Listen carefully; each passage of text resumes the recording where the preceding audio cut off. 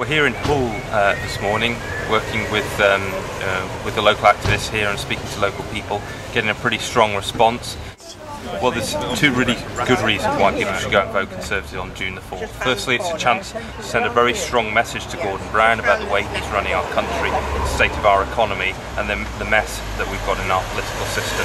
Secondly, we're campaigning very hard here for a referendum on the Lisbon Treaty. It's incredibly important that we have our say on this big constitutional treaty that will change the way we are governed here in the UK. I mean, people actually forget, don't they, but all parties went into the last general election promising a referendum, everybody in Britain having a say, and yet two parties have fallen by the wayside there, haven't they? Yeah, absolutely. The Labour Party ratted on their promise to the British people and voted against the referendum in Parliament. The Lib Dems did what they usually do, sat on the fence, abstained in Parliament and denied us the right to have our say, as the three main parties promised at the last general election. Okay, so that's your platform.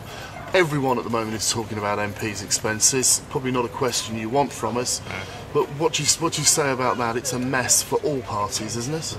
It is, and we need to clean up our politics pretty quickly, and I'm very pleased that David Cameron is taking a lead on this, showing great leadership, dealing with the issues and sorting out some of the people in the Conservative Party who haven't behaved appropriately. Are you surprised that, you know, even the BBC is saying he's looking prime ministerial here and questioning where Gordon Brown is? I mean, that's quite something from the BBC, isn't it? It certainly is. Not something we've been particularly used to over the past 12 years, but I'm certainly not surprised by it because, you know, David Cameron, as every day goes past, looks more and more like the Prime Minister Britain needs to take us forward.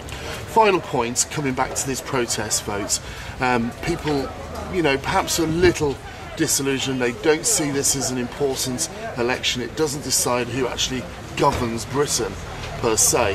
What happens? What would be your message to people who are just thinking of voting for one of the minority parties just this once? If you want a strong message for change, if you want to send a strong message to Gordon Brown that his time is over, there's only one way you should vote. That's vote Conservative. If you vote for a different party, a fringe party or a minority party, Gordon Brown will simply breathe a sigh of relief on June the 8th.